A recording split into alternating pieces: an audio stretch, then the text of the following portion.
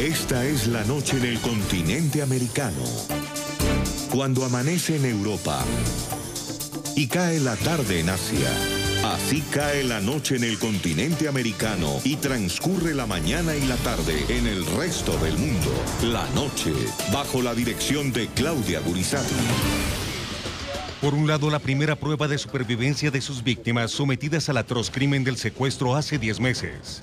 Les solicito que tengan paciencia con mi mamá, que me la cuide, a las niñas, que no hay día que no los tenga metidos en mi cabeza y en mi corazón. Los quiero mucho y yo mediante ojalá que se dé pronto la situación de mi liberación. Al mismo tiempo, una oleada de ataques terroristas en carreteras y contra la infraestructura del país. No más terrorismo, no más secuestros y no más ataques ofensivos al pueblo colombiano. Aquí tenemos todos que plantarnos con mucha firmeza. No nos vamos a dejar chantajear del ELN. Si el ELN quiere hablar de paz, que libere a los secuestrados y le ponga fin a los actos criminales. Mientras el gobierno respondió con fuertes advertencias a la arremetida violenta del ELN, la agrupación criminal liberó al ingeniero José Leonardo Ataya, secuestrado hace 7 meses y medio, según su familia, con fines extorsivos. Pues hoy también nos enluta estos 7 meses y medio que estuve yo secuestrado. Fueron momentos muy difíciles, momentos en que se daba muchos pensamientos por la cabeza de uno y obviamente el temor de siempre perder la vida. Terrorismo y secuestro como arma de chantaje. Hoy en el programa La Noche de NTN 24, el Canal de las Américas, el copresidente de la Comisión de Paz del Senado, Antonio Sanguino, y el experto en conflicto, Frédéric Massé, analizan y debaten el impacto de las recientes acciones del ELN sobre el futuro de las negociaciones de paz, actualmente suspendidas por la negativa de esa guerrilla a cesar toda actividad criminal. Desde las voces de las víctimas, hablan Luis Eduardo Ataya, padre de José Leonardo Ataya, liberado en las últimas horas, y Clara Inés Barrero, hermana de Rafael Riaño, quien permanece secuestrado desde el 13 de enero de 2018 a manos del ELN. Comienza la noche, bajo la dirección de Claudia Gurizati. La noche, bajo la dirección de Claudia Gurizati, enciende las luces para que usted vea el punto clave de la noticia. Soy Jason Calderón, bienvenidos todos. La noticia, la liberación del ingeniero José Leonardo Ataya, gerente de la empresa de servicios públicos de Arauca, en la región de la Orinoquía colombiana. Desde que fue perpetrado el plagio del funcionario el 28 de marzo del presente año, la familia había denunciado millonarias exigencias económicas por parte de la agrupación criminal ELN como condición para ser dejado en libertad. La noticia, la liberación de Ataya tuvo lugar después de la publicación de una prueba de supervivencia de otro ingeniero secuestrado por la misma guerrilla. Se trata de Rafael Andrés Riaño, plagiado hace 10 meses, también en el departamento de Arauca. El punto clave de la noticia, las tácticas criminales y contradictorias de la guerrilla del ELN. Durante el fin de semana pasado, esta agrupación armada ilegal ejecutó una oleada de ataques terroristas en carreteras del norte del país y contra la infraestructura petrolera. Acciones como estas, que han afectado directamente a la población civil, además de los crímenes del secuestro, son precisamente las que el gobierno actual de Colombia exige cesar definitivamente para poder reanudar las negociaciones de paz iniciadas en febrero de 2017. Quiero dejar absolutamente claro que un proceso creíble debe cimentarse en el cese total de acciones criminales, con estricta supervisión internacional y tiempos definidos. Un poco más de 100 días han pasado desde que el presidente Iván Duque marcó estas líneas rojas como condiciones para negociar con la agrupación terrorista del ELN. Sin embargo, de paz y diálogo dista mucho esta organización criminal. Y por el contrario, con el pasar de los días aumenta sus acciones criminales que no solo afectan a la población, sino también a la infraestructura y al ecosistema. Uno de sus principales blancos ha sido la infraestructura petrolera. En 4 días han atentado 4 veces contra el oleoducto Caño-Limón-Coveñas, generando cuantiosos daños materiales y un grave impacto ambiental. Ecopetrol comunica de una explosión a la altura de la vereda Cañaguate, cerca a casco urbano del municipio de Cubará. También informa que activó el plan de contingencia, instaló unas barreras de protección para la contención del crudo que se pudo haber derramado. Con este ya serían 82 atentados de este tipo en lo que va del presente año. Sin embargo, no es la única forma en la que expresan su violento accionar. En Aguachica, Cesar, un bus en el que viajaba un grupo de menores fue interceptado por miembros del ELN, quienes obligaron a los niños a descender y prendieron fuego al vehículo. Nos paren en la vía, nos queman los buses. Mira lo que nos está sucediendo en estos momentos. Esta acción se repitió con un camión y una ambulancia. Nosotros no podemos ni hacemos parte de ningún tipo de conflicto armado. Lo que estamos haciendo es ayudar a la gente. Íbamos con una paciente dentro de la ambulancia. Gracias a Dios, después de que sucedió todo, pues pudimos terminar la misión de llevar a la persona al centro asistencial donde iba. En este mismo municipio, 4 personas resultaron heridas y 13 viviendas afectadas en un atentado a la subestación de energía, al parecer también perpetrado por el ELN. Ante la oleada terrorista, desde París el presidente Iván Duque señaló que no se dejará chantajear con este tipo de acciones criminales. Si ellos quieren persistir en esta escalada de ataques a la infraestructura, de intimidación, de secuestros, lo único que va a recibir de parte del Estado es toda la capacidad ofensiva, disuasiva y llevarlos al Poder Judicial para que respondan por sus crímenes. El presidente colombiano cuestionó que haya miembros del ELN que tengan circular roja de Interpol y no sean capturados por los países en los que se pueden encontrar. Uno de ellos es alias Gavino. Nosotros ya hemos venido haciendo expresiones a través de la Oficina del Alto Comisionado para la Paz y de la Fiscalía. Las personas que tienen circular roja, que no estaban autorizadas para estar allá, tienen que ser entregadas a las autoridades. Que la protesta social, y si no me cree, búsquelo, tiene distintas modalidades. Recientemente, las autoridades señalaron al ELN además de infiltrar las protestas estudiantiles y generar desmanes como ocurrió la semana pasada. Con este dossier de crímenes, muchos se preguntan si realmente el ELN tiene algún interés de negociar un acuerdo de paz con el Estado.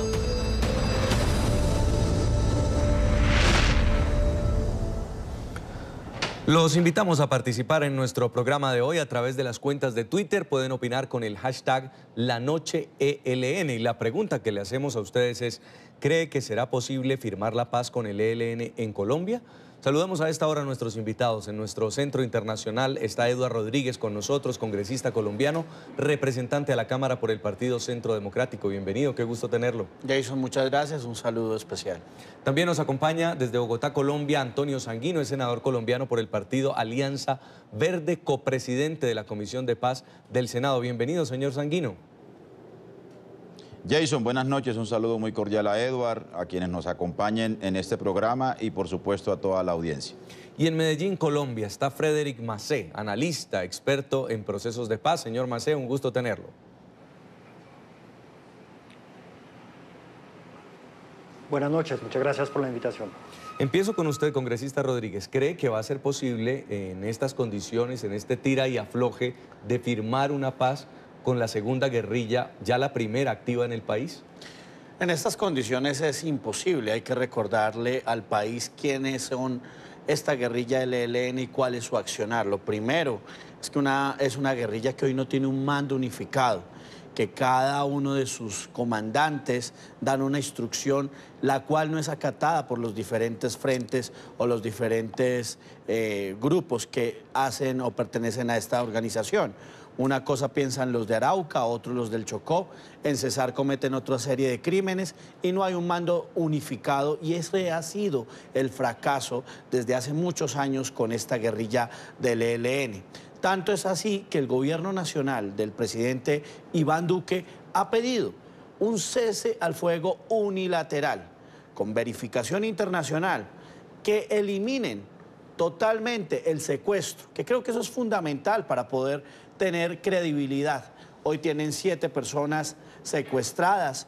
Hoy liberan a un ciudadano por extorsión, pero no contentos con eso, hoy esta guerrilla o esta organización criminal, que son terroristas, que atacan a la población, que se van en contra de todos los colombianos, es una organización que se nutre del narcotráfico, que es su principal fuente, de la minería criminal, donde están haciendo o despedazando el medio ambiente, que eso es uno de los elementos que más me duele a mí, y por otra parte, teniendo todavía como práctica un delito de lesa humanidad como es atentar contra la libertad de las personas, y esto es el secuestro, de tal manera que no se han cumplido ninguno de los precedentes, no hay un mando unificado y por supuesto así va a ser muy difícil negociar, por lo tanto al gobierno le toca es atacarlos y confrontarlos, no sin decir antes que pues es lamentable que también su accionar con organizaciones sociales esté dando frutos con ocasión de que están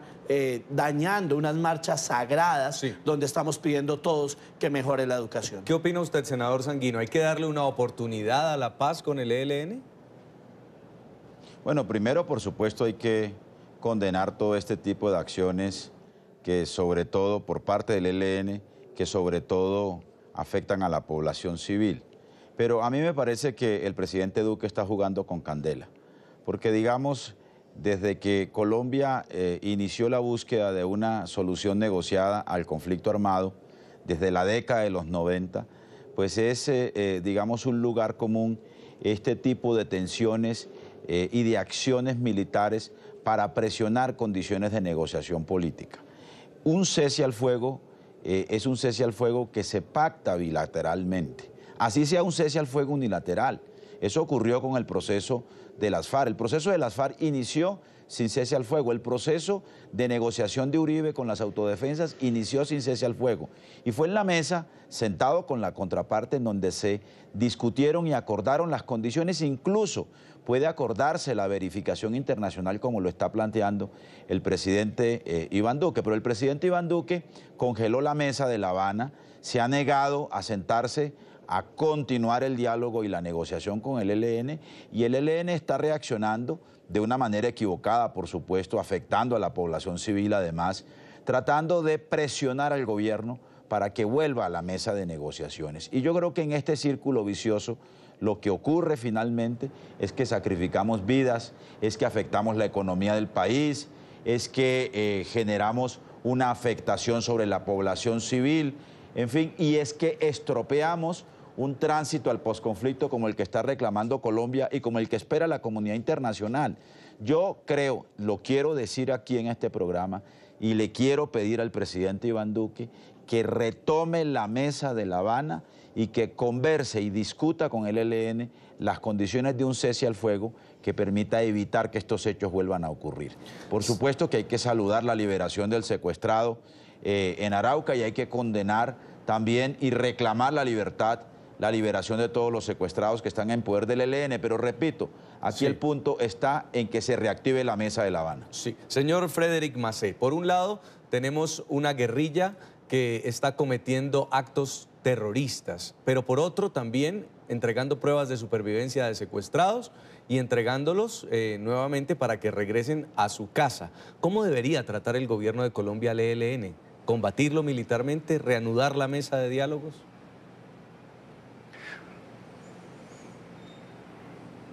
Yo creo que se puede combinar ambas cosas, y a mí me parece que hay una clara falta de confianza entre ambos lados. Y es lo que realmente falta para que se pueda reanudar este proceso de negociación con el ELN. Cada uno está acusando al otro de no tener la voluntad política de negociar. Y eso se ve claramente en los diferentes pronunciamientos tanto del gobierno del presidente Duque como de la cúpula del ELN. Yo creo que esa falta de confianza la tuvimos también al inicio del proceso con las FARC, y eso es fundamental, intentar de que algunos gestos puedan construir poco a poco esta confianza para volver a negociar otra vez. El tema del cese al fuego es un tema muy complicado, porque como bien se mencionó ahorita, las negociaciones con las FARC no empezaron con un cese al fuego. Entonces, el ELN está pidiendo un cese al fuego, el gobierno está pidiendo un cese al fuego, pero todo parece que no están realmente de acuerdo en los términos o en qué o quién tiene que ceder primero sobre tal puntos. Ahí creo que es un poco complicado. El ELN obviamente está combinando las diferentes formas de lucha, está presionando al gobierno para que reanude las conversaciones, y el gobierno tiene algunas dudas y está planteando algunas condiciones para reanudar este diálogo, algunas condiciones que son legítimas, pero yo creo que ahí también cada uno tiene que aclarar su posición. El gobierno ha dicho, si el ELN libere a los secuestrados, vamos a reanudar las negociaciones. El ELN tiene que liberar a los secuestrados, no hacer unas liberaciones gota a gota para que se puedan sentar nuevamente. Una de las posibilidades sería que el ELN decrete un cese al fuego unilateral de 1, 2 o 3 meses. La pelota está en la cancha del ELN. El ELN puede tomar esta decisión, no perdería ninguna posición estratégica declarando un cese al fuego unilateral, y a ver después qué podría o qué respondería el gobierno colombiano. Vamos a continuar el debate. Como lo informamos al principio de nuestro programa, este martes fue dejado en libertad el ingeniero José Leonardo Atalla, tras 7 meses y medio de secuestro. Sus captores, miembros de la guerrilla ELN, exigieron desde el principio a la familia de Atalla una exorbitante suma de dinero a cambio de su libertad. Es decir, según esta denuncia, el secuestro tenía fines netamente extorsivos. Las exigencias económicas obligaron incluso a familiares y amigos del ingeniero, quien además es gerente de Empresas Públicas de Arauca, a reunir los recursos que posibilitaron su regreso a la libertad. José Leonardo Atalla fue entregado por el ELN a una comisión humanitaria.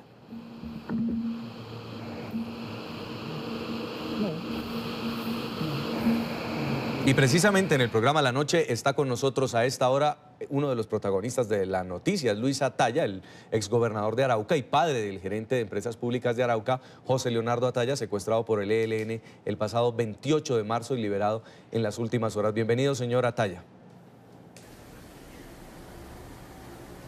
Jason, buenas noches. Un saludo muy especial para ti y todo tu equipo de trabajo. Cuéntenos, don Luis, ¿cómo recibió la noticia? ¿Usted la esperaba hoy o lo ha tomado por sorpresa? Bueno, yo estuve coordinando con el grupo que lo tenía retenido y quedamos en que esta semana se daba la liberación. Naturalmente no conocía ni la hora ni el sitio en donde se produciría. ¿Ya pudo hablar con su hijo? ¿Qué ha podido conocer de él? Sí, estuve comunicándome con él a través del defensor regional de Arauca y del padre de la Iglesia Católica, del cual no recuerdo el apellido en este momento. Me lo pasaron, estuve hablando con él, muy emotivo naturalmente. Estuvimos dialogando de la emoción que tenía pues por sentirse en libertad, por acabar con esta pesadilla. Muy emocionado estaba, por consiguiente pues yo también estaba sumamente emocionado por ese reencuentro telefónico, y quedamos en hablar más tarde cuando él ya estuviera en la casa en el municipio de Arauca. Hasta el momento, la misión que recibe a su hijo ha podido entregarle algún reporte sobre las condiciones físicas de salud en las que llega él a la libertad. No, yo lo sentí muy bien, anímica y físicamente. Lógicamente la emoción que él tenía en ese momento, pues igual que a mí, nos hizo derramar un poco de lágrimas de estar sabiendo que ya él estaba en libertad, y del cual tengo que dar inmensas gracias a Dios, porque a través de él logramos que los que tenían cautivo a José Leonardo le respetaran la vida, porque hubo mucha incertidumbre durante 7 meses y medio que fue la retención de José Leonardo. Se presentaron muchos hechos de amenazas directas contra él y contra la familia por parte del grupo guerrillero, pero gracias a Dios pudimos sortear todos estos obstáculos y hoy podemos decir con satisfacción: Dios es inmenso y grande, y a través de él y por su medio logramos que José Leonardo estuviera hoy con su familia y en libertad. Señor Ataya, durante estos 7 meses y medio, NTN 24, Noticias RCN han estado al tanto del caso de su hijo, con su familia, escuchando siempre su clamor, y ustedes denunciaron aquí en el programa La Noche que les estaban haciendo exigencias económicas, el ELN, para poder dejar a José Leonardo en libertad. ¿Cuáles fueron las circunstancias exactas sobre la liberación de su hijo? ¿Finalmente fue o no fue un gesto humanitario del ELN? No, desde un principio, desde aproximadamente el 6 de abril del año en curso, el grupo guerrillero, a través de un comunicado de alias Pablito, se reivindicó el secuestro de José Leonardo y públicamente él declaró que era un secuestro extorsivo y económico, que esto no era político, y por consiguiente fue una conversación muy larga con este grupo guerrillero, en la cual logramos al final llegar a un punto de acuerdo para que él pudiera ser liberado. Usted dice que habló con los guerrilleros. ¿Qué implicó ese acuerdo, señor Luis? Porque según lo que usted nos está revelando, pues finalmente el motivo fue económico. El acuerdo, correcto, el acuerdo fue económico, una cantidad apreciable de dinero para que pudieran soltarlo, y hasta que no se dieron esas condiciones, pues no logramos la liberación de José Leonardo. ¿Y esperaba usted que su hijo fuera o recobrara la libertad de otra forma, de pronto con la presión del ejército, o siempre tuvo que esperar a este momento de pagarle a la guerrilla para que lo dejaran en libertad? No, esto desde un principio se nos dificultó demasiado. La fuerza pública, el gobierno departamental, el gobierno nacional, no podían hacer absolutamente nada porque José Leonardo estaba retenido en territorio venezolano desde el mismo día desde su secuestro. Por consiguiente, fue una lucha muy tremenda, con unos momentos de incertidumbre y de tristeza, porque muchas veces eran amenazas directas en contra de José Leonardo y de la familia en general, que si no pagábamos, pues íbamos a obtener resultados negativos para todos, y nos amenazaron directamente a toda la familia. Y finalmente, ¿cómo hicieron en la casa, con la familia, para poder cumplir esta exigencia económica que pedía el ELN? Esto fue un trabajo en conjunto entre muchos amigos, entre la familia, a los cuales tengo que agradecer de todo corazón por ese desprendimiento que tuvieron en ayudarnos, en poder recaudar los recursos que exigía la guerrilla. Y esto nos permitió hasta la fecha, porque se hizo muy difícil recaudar los recursos. Y hoy, gracias a Dios, podemos sentirnos con mucha alegría. A la gente, a todas esas personas que desde un momento nos apoyaron emotiva y moralmente. A través de sus oraciones logramos también que se apiadaran de la situación de José Leonardo y de la familia. A ellos muchas gracias, a todos en general. Me quedaría muy difícil nombrar uno por uno, pero de todo corazón estaré eternamente agradecido. Señor Ataya, continúe con nosotros. Ya voy a terminar haciéndole otras preguntas. Quiero conocer la opinión también de los demás invitados al programa. Congresista Rodríguez, después de escuchar al señor Ataya, ¿qué sensación le queda? No, es doloroso, es doloroso. De hecho, acabamos de aprobar un acto legislativo donde el secuestro y el narcotráfico nunca más en Colombia serán conexos con el delito político. Pero aquí estamos viendo es un gran panorama de lo que ocurre en estas zonas de frontera, que además es por donde sale la droga y toda la minería criminal. Y el gran problema hoy para Colombia se llama Venezuela, toda vez que, como lo dice lamentablemente este padre del secuestrado, el doctor Ataya, dice que estaba en Venezuela. Y no solamente mandan desde Venezuela o se refugian en Venezuela y en Ecuador cuando tienen sus guaridas allí, sino que Antonio García también está en Venezuela. alias Pablito, que yo creo que hoy es el sanguinario más grande que tiene Colombia y que tiene que ser capturado y que tiene que ser llevado ante los jueces de la República, está en Venezuela. Ramiro Vargas, aquel guerrillero muy conocido dentro de esa guerrillerada, está en Venezuela. ¿Y qué decir de Gavino, que hoy está enfermo en Cuba, pero protegido? Yo creo que algo bueno que ha hecho el presidente Iván Duque es perseguirlos y perseguirlos también con mecanismos internacionales. Hay que recordarle que el presidente Duque acaba de solicitar que la Interpol los capture para poder ser llevados ante la justicia. Si no pagan acá sus delitos, serán muy posiblemente extraditados a los Estados Unidos, donde sí tendrán que ver con o responderle al gobierno americano con todo el tráfico de drogas que están realizando en esta frontera. Es lamentable y nosotros tenemos que tener autoridad, porque eso fue lo que le prometimos al pueblo colombiano, llevarlos ante la justicia. Senador Sanguino, ¿usted qué opina? No, es que es muy fácil y muy cómodo convocar a la guerra y levantar discursos estridentes como el del representante a la Cámara, Edward Rodríguez, desde las cómodas oficinas de Bogotá. Es que precisamente lo que estamos constatando es el dolor que produce un conflicto como el colombiano. Fíjense ustedes que el problema de la frontera de Colombia no solo, o el problema fronterizo y su implicación con el conflicto no solo es con Venezuela, en su momento también lo fue con Ecuador en el caso de las FARC, o con Panamá, o con Brasil.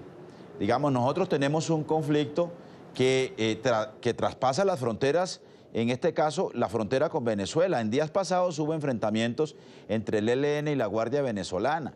Y claro, el Estado tiene que perseguir a quienes están por fuera de la ley y tiene que acudir, digamos, a las circulares rojas de Interpol. Pero en eso llevamos 50 años, persiguiendo y llamando a que el Estado ponga buen recaudo a quienes están por fuera de la ley. Y no lo hemos podido lograr. Por eso es que la vía mucho más expedita para terminar este conflicto es una negociación política. El doctor Edward ha mencionado el acto legislativo, que es una reforma a la Ley de Orden Público, a la Ley 418, en donde lo que hace el gobierno del presidente Duque y su bancada en el Congreso es cerrarle las puertas a una negociación con el ELN. Porque una organización ilegal, ¿de qué se financia? Pues desafortunadamente del secuestro, de la extorsión, del narcotráfico, de la minería ilegal, que son fuentes ilegales de financiación, no se van a financiar de fuentes legales. Y si el Congreso de la República aprueba un acto legislativo que rompe la conexidad de la rebelión con ese tipo de fuentes de financiación ilegal, y si además de eso el presidente de la República se pone una camisa de fuerza él mismo y se niega a la capacidad que le da la Constitución Nacional para negociar la paz, pues sencillamente lo que está haciendo es tirando la llave de una negociación política con el ELN al fondo del mar. Y eso, por supuesto, nos conduce a una extensión del conflicto que, repito, no lo sufrimos quienes vivimos en Bogotá, y por eso es muy fácil llamar a la guerra y llamar a una actitud dura del Estado cuando quienes están sufriendo la guerra pues es la gente de Arauca, Senador, la gente del Catatumbo. Se lo digo con autoridad, ya que usted fue también miembro de este grupo. Pero le quiero decir, escúcheme esto. Este fin de semana, si alguien ha sufrido tres líderes asesinados.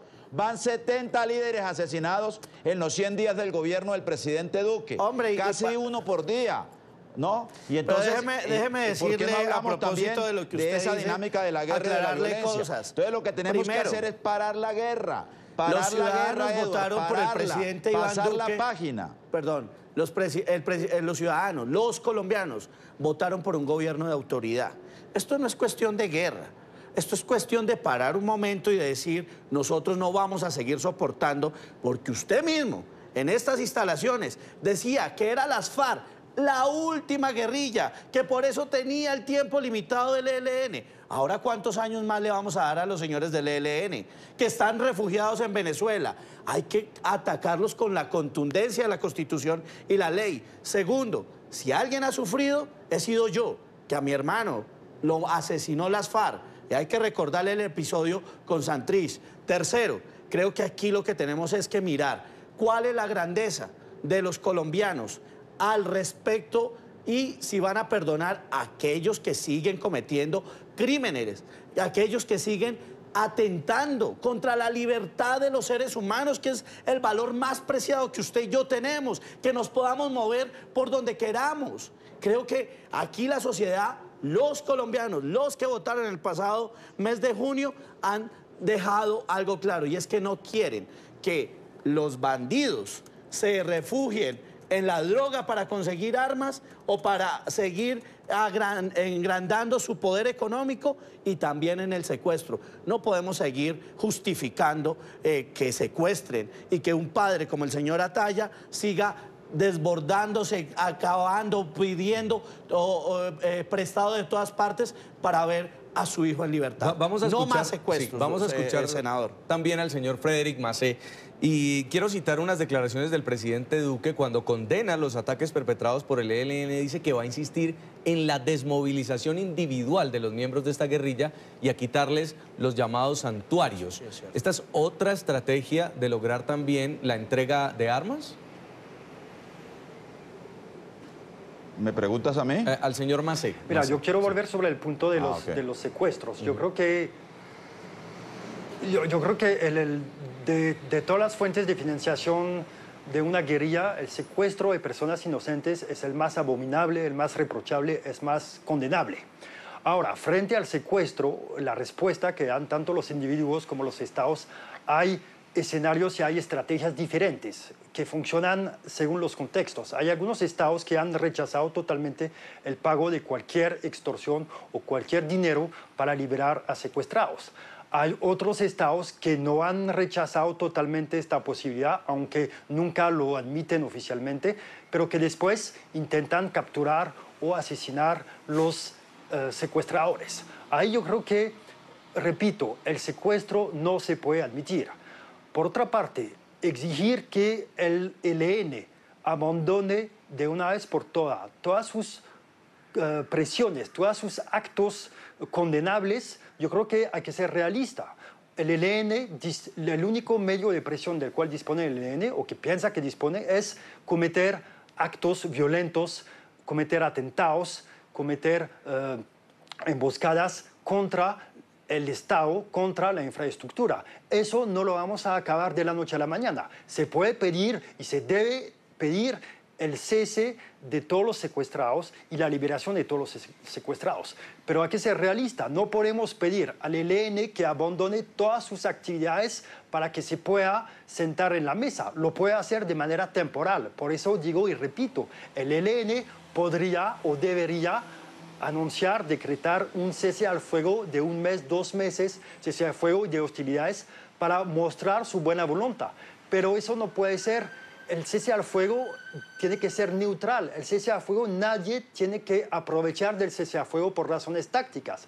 El cese al fuego permite construir confianza, permite avanzar en las negociaciones sobre los temas de fondo. Sí. Y el cese al fuego no puede ser tanto una precondición al diálogo que una consecuencia de las negociaciones. Entonces yo creo que hay que ser realista en esto. A mí me parece que en las negociaciones anteriores nos demoramos muchísimo en el tema del cese al fuego sin poder avanzar lo suficiente en los demás temas. Y volvemos a lo que pasó con las FARC. El cese al fuego vino dentro, no al inicio de las negociaciones. El cese al fuego se construyó poco a poco y fue una consecuencia de las negociaciones políticas y de los demás acuerdos. No hay que olvidar eso, y yo creo que eso puede ser un camino también para las negociaciones con el ELN.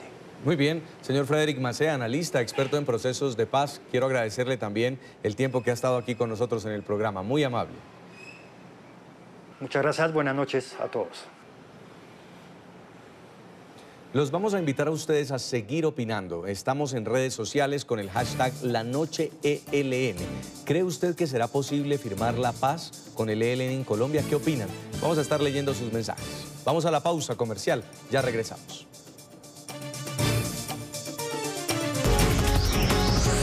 Ya regresamos con La Noche.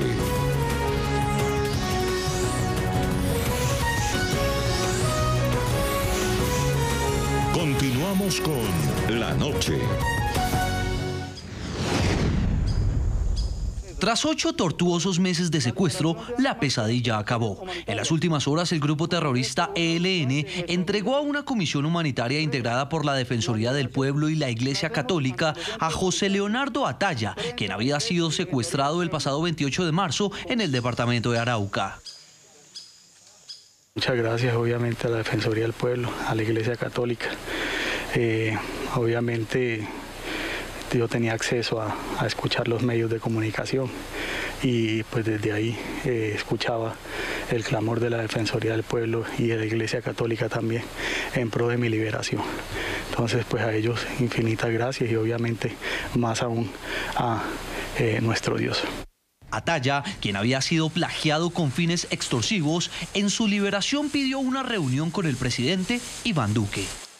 La verdad es que quisiera poder que me dieran, aunque sea una oportunidad de poder hablar con el presidente Duque y exponerle mi situación, mi historia en estos 7 meses y medio y obviamente también poderle traducir a él la preocupación que también hay, porque uno también se pone en los zapatos de todos. Yo hasta hace un momento era un secuestrado más y obviamente aquí como araucano hay muchos más secuestrados y hay otro que ha estado ya más tiempo que yo y que obviamente nosotros los araucanos tenemos que estar pendientes y preocupados de su familia y de él.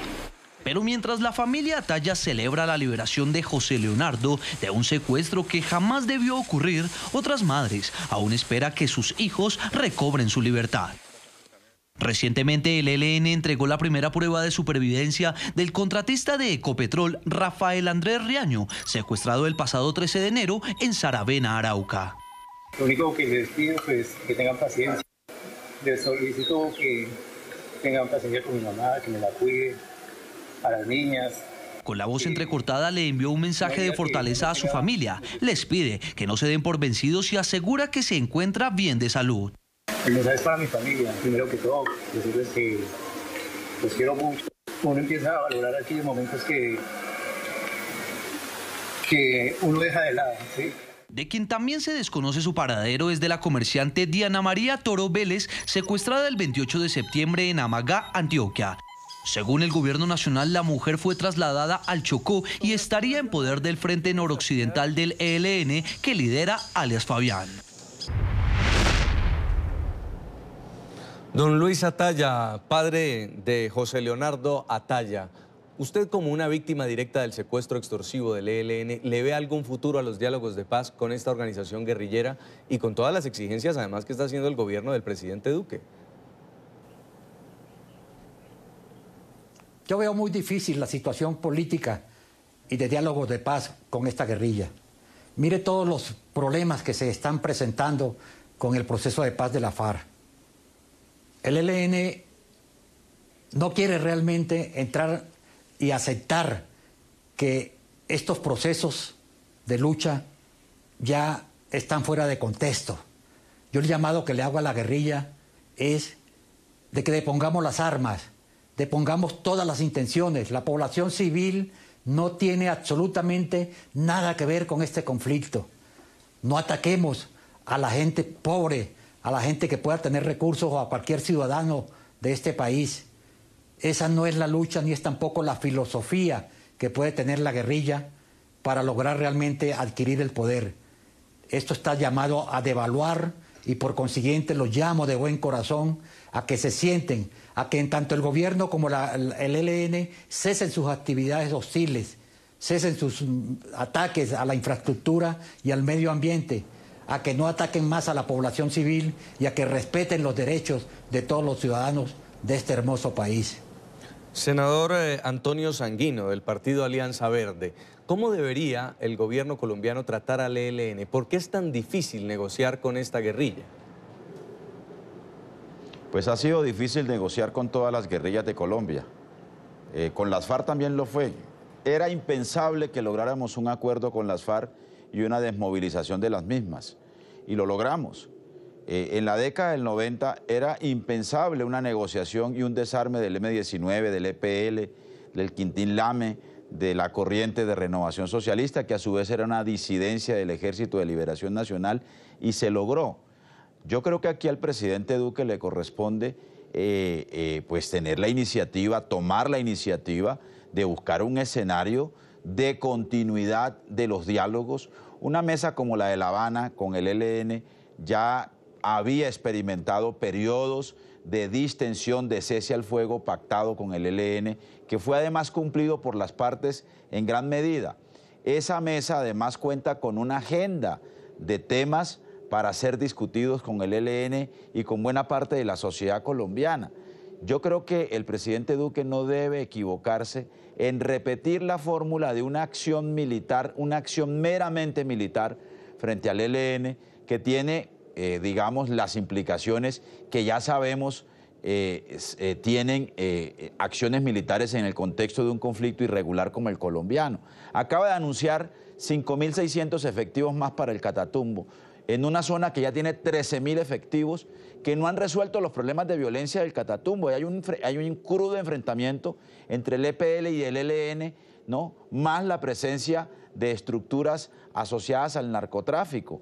En fin, yo creo que aquí de lo que se trata es de pedirle al gobierno que además de hacer lo que siempre hace un Estado, por supuesto que es actuar militarmente frente a un actor armado ilegal que se levanta en armas contra él, es buscar un escenario de negociación. Claro, también hay que pedirle al ELN, y yo me sumo a la petición que ha hecho la familia del secuestrado recién liberado en Arauca y el propio ex secuestrado, a que el ELN también haga un gesto de distensión, un gesto de querer entrar en un proceso de negociación política, pero la negociación con un grupo armado hay que asumirla con absoluto realismo. Y quiero aclararle al doctor Edward que no solo él ha sido víctima del conflicto armado.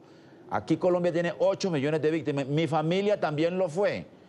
Sí. Yo tengo familiares asesinados por los paramilitares y tengo un hermano asesinado por la guerrilla. Pero sí, nosotros no nos sobreponemos a ese dolor y no evitamos que ese dolor se siga extendiendo en el tiempo y se siga multiplicando en víctimas, pues sencillamente vamos a terminar condenados a un conflicto de larga duración como el que hemos vivido en Colombia. Congresista Eduardo Rodríguez, ¿debería el gobierno mantener estas líneas rojas? ¿Hasta dónde le va a llegar la paciencia al presidente Yo Duque? creo que hay unas líneas rojas sobre las cuales el presidente Duque se ha pronunciado. Y por eso ha lanzado el Plan Diamante, que es para combatir no solamente al ELN, sino a todas las estructuras criminales, que está dando ya un muy buen resultado.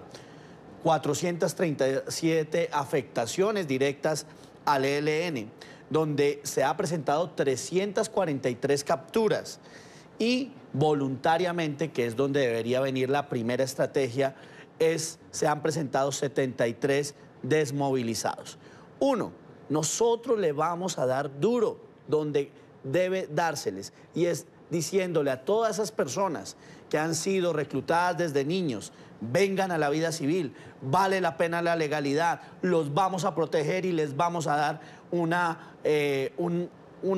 una vida diferente a la que llevan en esta organización criminal. Y en eso el gobierno no se ha equivocado. Dos, vamos a acabarles el discursito. ¿Cómo? Con inversión social.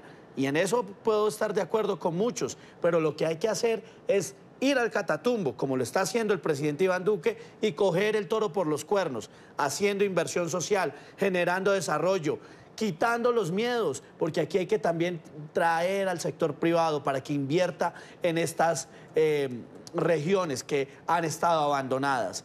Y tercero, aquellos que no se quieran desmovilizar, aquellos que quieran persistir en el secuestro, que quieran vivir del narcotráfico, vamos a llevarlos a la cárcel. No podemos aguantar que en Colombia los ciudadanos de a pie, esos ciudadanos, sigan reclamando que la extorsión se vive por todas partes, que la extorsión o la microextorsión es la que los está llevando a la quiebra. Y por eso nosotros vamos a proteger a los ciudadanos de estos victimarios, atacándolos. Y por último, quiero decir que aquellos, y que les quede claro, que aquella guerrilla del ELN hoy no tiene ningún fundamento político. Ese cuentico ya se les acabó y por eso no nos vamos a dejar chantajear de esta organización criminal que persiste en cuidar su negocio del narcotráfico, utilizando jóvenes inocentes y de esta manera abultándose o refugiándose en Venezuela. Quiero agradecerle mucho, congresista Rodríguez, por haber estado con nosotros en el programa La Noche. Jason, muchas gracias. También quiero agradecerle al senador Antonio Sanguino por habernos acompañado este tiempo aquí en NTN 24. Muchísimas gracias, Jason. A ustedes los estamos invitando a que sigan participando. Estamos en nuestras cuentas de Twitter opinando con el hashtag LaNocheELN.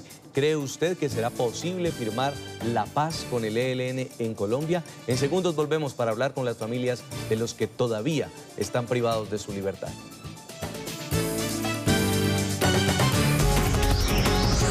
Ya regresamos con La Noche.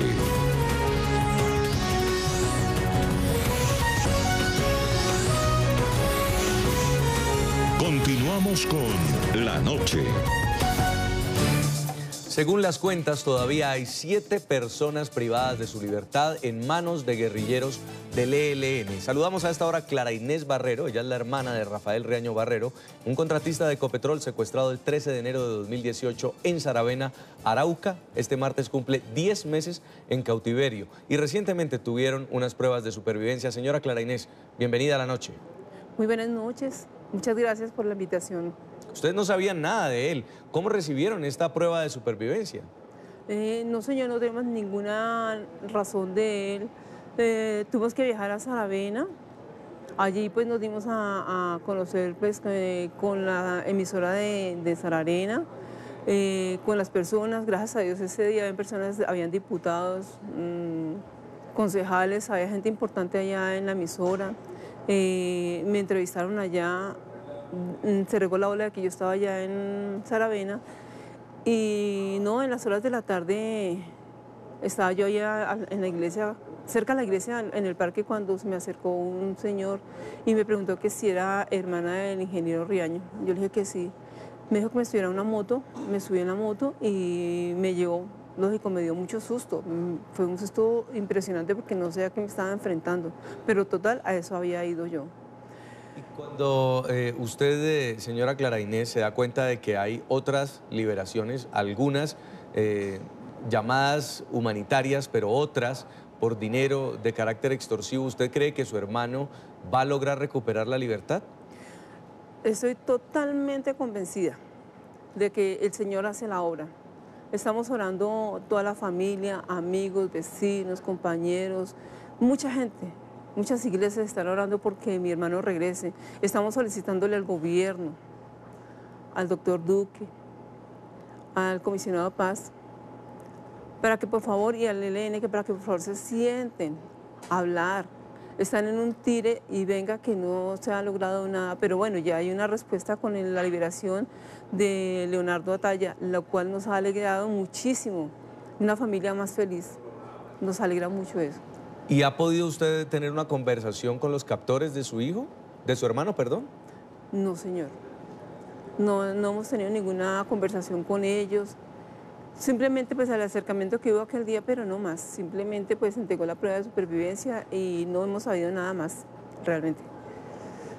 Señor Luis Atalla, exgobernador de Arauca, padre de José Leonardo Atalla, liberado en las últimas horas, 7 meses y medio usted sufriendo también el flagelo del secuestro. ¿Hoy qué mensaje le podría brindar a las familias que todavía están sufriendo el secuestro de sus seres queridos, como el caso de doña Clara Inés Barrero? ¿Qué les aconseja usted como padre de José Leonardo? El mensaje que les envío a todos los familiares de los secuestrados que están en poder del ELN y en poder de las bandas criminales o de la delincuencia común es de que tengan fortaleza, no pierdan la fe en Dios, sigan luchando, que algún día encontrarán respuestas a todos sus anhelos. No pueden doblegarse ante unas circunstancias tan difíciles. Tengan fe en Dios. Dios todo lo puede lograr y a través de Él podemos tener todas las posibilidades.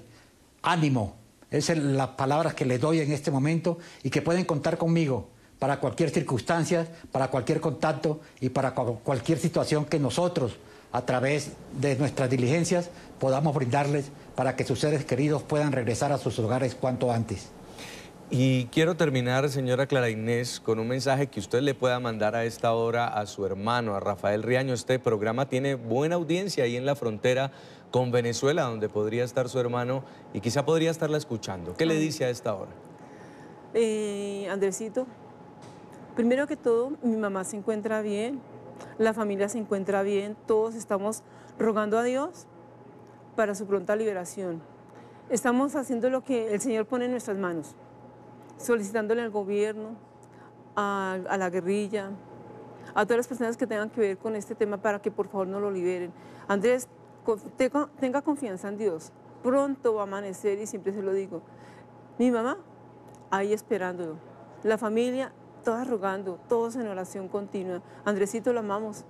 Sabemos que nos está escuchando porque tengo la clara certeza de que nos está escuchando. Me alegraría pues ver esa sonrisa en su cara, no esté triste, no esté amargado, las cosas van a salir bien. Dios está con nosotros y con usted principalmente.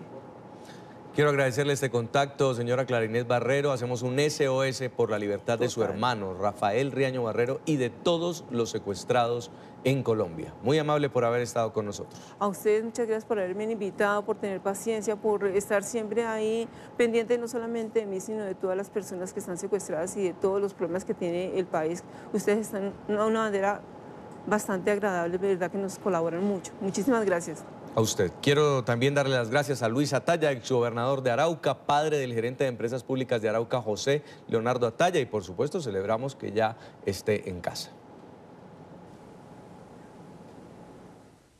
Gracias, Jason. A ustedes un abrazo de solidaridad por todo ese apoyo que me brindaron durante 7 meses y medio que duró el secuestro de José Leonardo.